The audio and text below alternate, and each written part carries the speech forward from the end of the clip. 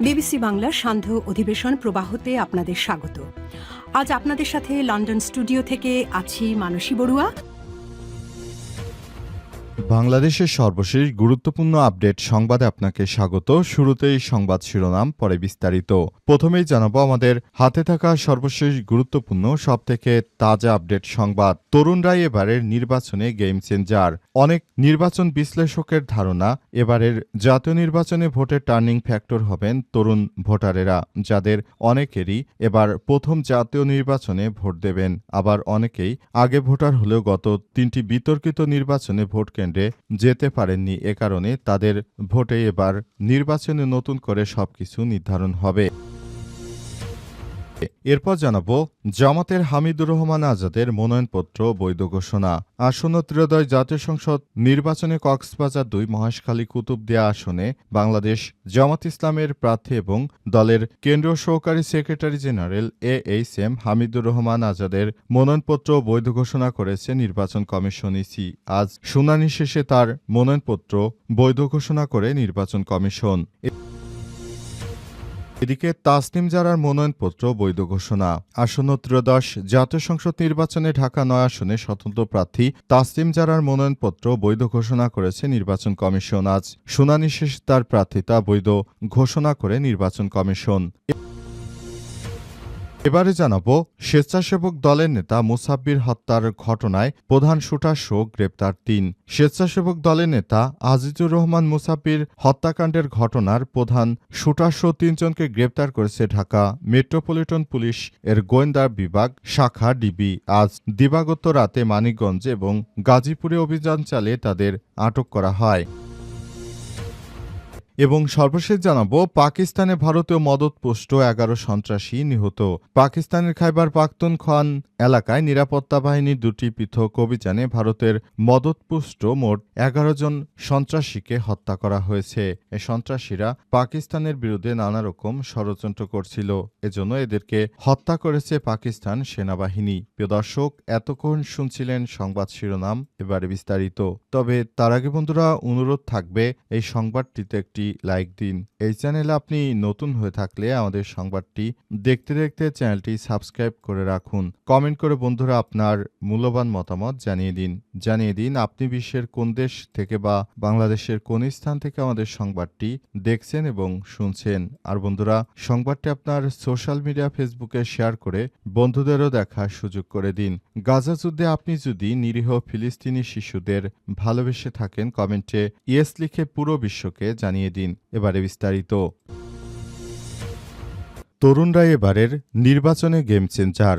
অনেক নির্বাচন বিশ্লেষকের ধারণা, এবারের জাতীয় নির্বাচনে ভোটের টার্নিং ফ্যাক্টর হবেন তরুণ ভোটাররা, যাদের অনেকেই এবার প্রথম জাতীয় সংসদ নির্বাচনে ভোট দেবেন। আবার অনেকেই আগেই ভোটার হলেও গত ৩টি বিতর্কিত নির্বাচনে ভোট কেন্দ্রে যাওয়ার আগ্রহ দেখাননি। এমনই কয়েকজন তরুণ ভোটারদের সঙ্গে কথা বলেছে চ্যানেল 24। শেরেবাংলা কৃষি বিশ্ববিদ্যালয়ের এক তরুণী, তিনি বলেছেন দেশের দুর্নীতি যেহেতু অনেক বেশি, সেক্ষেত্রে তিনি এমন প্রার্থীকে পছন্দ করবেন যিনি সৎ, ন্যায়পরায়ণ এবং রাজনৈতিক ও ব্যক্তিগত ব্যাকগ্রাউন্ড পরিষ্কার। তিনি আরও বলেন, আমি এমন কাউকে চাই তিনি কোনো ধরনের দুর্নীতির সঙ্গে জড়িত নয়, আর যারা সারা দেশে রাহাজানি, চাঁদাবাজি, সন্ত্রাসী কর্মকাণ্ডের সঙ্গে জড়িত, এদের ব্যাপারটি অবশ্যই আমাদেরকে দেখতে হবে। নতুন বাংলাদেশ গড়ে তুলতে হবে এবং বাংলাদেশের প্রতিটি জায়গায় এসব বিষয়গুলোকে খুবই গুরুত্ব সহকারে দেখতে হবে। অন্তর্বর্তীকালীন সরকারের প্রধান উপদেষ্টা প্রফেসর ড.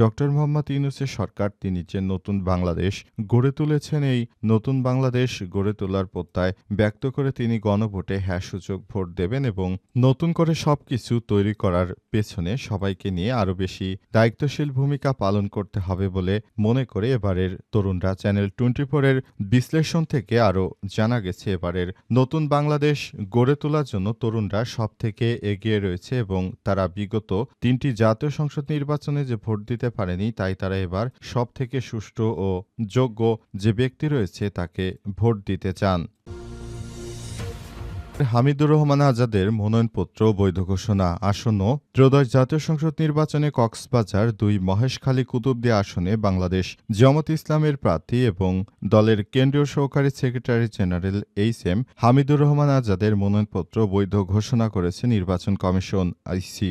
আজ ১০ জানুয়ারি শুনানি শেষে তার মনোনয়নপত্র বৈধ ঘোষণা করে ইসি গত ২ জানুয়ারি হামিদুর রহমান আজাদের মনোনয়নপত্র বাতিল ঘোষণা করে জেলা রিটার্নিং কর্মকর্তা ও জেলা প্রশাসক বাতিলের কারণ হিসেবে জানানো হয়েছে তার বিরুদ্ধে থাকা একটি আদালত অবমাননার মামলা তথ্য হলফনামায় গোপন করার অভিযোগ রয়েছে। এছাড়াও তার বিরুদ্ধে আগের কিছু আইনি প্রক্রিয়ায় জটিলতা উল্লেখ করে রিটার্নিং কর্মকর্তারা এই সিদ্ধান্ত গ্রহণ করেন। তবে হামিদুর রহমান আজাদের মতো একজন দায়িত্বশীল ব্যক্তির মনোনয়নপত্র অবৈধ ঘোষণার পর থেকে সারা দেশে ব্যাপক আলোচনার সৃষ্টি হয়। অনেকেই বলছেন এই নির্বাচন কমিশন আসলে তিনি অবৈধভাবে এই হামিদুর রহমান আজাদকে তার মনোনয়নপত্র বাতিল করেছে। প্রকৃতপক্ষে তিনি একজন ন্যায়পরায়ণ ব্যক্তি এবং তিনি নতুন বাংলাদেশ গড়ে তুলতে চান, সেজন্য তার এই মনোনয়নপত্র অবৈধ ঘোষণা করা হয়েছে। এখান থেকে অবশ্যই তাকে বেরিয়ে আসতে হবে এবং সবাইকে নিয়ে একটি ভালো অবস্থানের রাষ্ট্র পরিণত করতে হবে বলে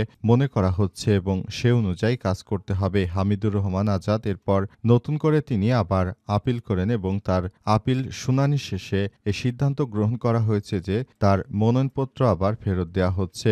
এরপর থেকেই তিনি এই ব্যবস্থা গ্রহণ করেছেন। নতুন বাংলাদেশ গড়ে তোলার জন্য সবাইকে নিয়ে তিনি কাজ করতে চান। তার মনোনয়ন বৈধ হওয়াতে সারা দেশে বাংলাদেশ জামাত ইসলামের নেতা কর্মীরা অনেক বেশি খুশি হয়েছে। তার মনোনয়নপত্র বৈধ হওয়াতে সবাই এখন অনেক বেশি সন্তুষ্ট প্রকাশ করেছে আদালতের কাছে।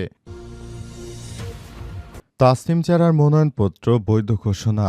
আসন্ন ত্রয়োদশ জাতীয় সংসদ নির্বাচনে ঢাকা ৯ আসনে স্বতন্ত্র প্রার্থী তাসনিম জারার মনোনয়নপত্র বৈধ ঘোষণা করেছে নির্বাচন কমিশন ইসি। আজ শুনানি শেষে তার প্রার্থিতা বৈধ ঘোষণা করে ইসি। এর আগে ত্রয়োদশ জাতীয় সংসদ নির্বাচনে রিটার্নিং কর্মকর্তার মনোনয়নপত্র গ্রহণ ও বাতিলের সিদ্ধান্তের বিরুদ্ধে আপিল করেন ঢাকা ৯ আসনের স্বতন্ত্র প্রার্থী ডাক্তার তাসনিম জারা। গত ৩ জানুয়ারি তাসনিম জারার মনোনয়নপত্র বাতিল ঘোষণা করেন ঢাকা জেলা রিটার্নিং কর্মকর্তা। পরে ৫ জানুয়ারি বিকেলে ইসিতে গিয়ে আপিল জমা দেন তিনি। ত্রয়োদশ জাতীয় সংসদ নির্বাচনে প্রার্থিতা বাতিলের বিরুদ্ধে নির্বাচন কমিশনে আপিল শুরু হয়েছে আজ, যা আগামী ৯ জানুয়ারি পর্যন্ত চলবে। নির্বাচন কমিশনের পক্ষ থেকে বিভিন্নভাবে সবকিছু বলা হচ্ছে এবং তাদেরকে বিভিন্ন দিক নির্দেশনা দেওয়া হচ্ছে এবং নতুন করে আবার বাংলাদেশে সবকিছু করা হচ্ছে এবং বলা হয়েছে যে দেশের অভ্যন্তরে যারা নতুন করে সমস্যা ক্রিয়েট করতে চায় তাদের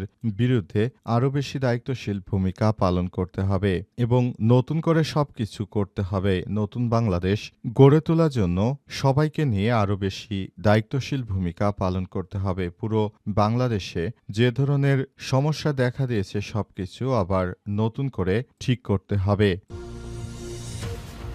স্বেচ্ছাসেবক দলের নেতা মোসাব্বিরকে হত্যার ঘটনায় প্রধান শুটারসহ গ্রেপ্তার ৩। স্বেচ্ছাসেবক দলের নেতা আজিজুর রহমান মোসাব্বির হত্যাকাণ্ডের ঘটনায় শুটারসহ ৩ জনকে গ্রেপ্তার করা হয়েছে। আজ ডিএমপির পক্ষ থেকে এসব বিষয় নিশ্চিত করা হয়েছে। মাত্র ২ দিন আগে রাজধানী ঢাকায় দিনে দুপুরে বিএনপির বড় এই নেতাকে গুলি করে হত্যা করা হয়েছে। এই ঘটনার পর বিএনপি নেতা সালাউদ্দিন দাবি করেন এই হত্যাকাণ্ডের ঘটনা একটি বিচ্ছিন্ন ঘটনা। এরপরই সারা দেশে এসব বিষয় নিয়ে অনেক চাঞ্চল্যকর তথ্য বেরিয়ে আসতে শুরু করে। শেষ পর্যন্ত সবাই অনেক বেশি আতঙ্কিত হয়ে পড়েছে এবং নতুন বাংলাদেশ গড়ে তোলার জন্য কাজ করতে হবে। সে অনুযায়ী সবাইকে নিয়ে বাংলাদেশটাকে সুন্দরভাবে সাজিয়ে গুছিয়ে নিতে হবে। তাই এসব বিষয়গুলো সামনে আসছে এবং এরপরই প্রধান শুটারসহ ৩ জনকে গ্রেপ্তার করেছে ঢাকা মেট্রোপলিটন পুলিশ। আজ পশ্চিম তেজতুরি বাজার এলাকায় দুর্বৃত্তদের গুলিতে নিহতের ঘটনায় এই দুর্বৃত্তদের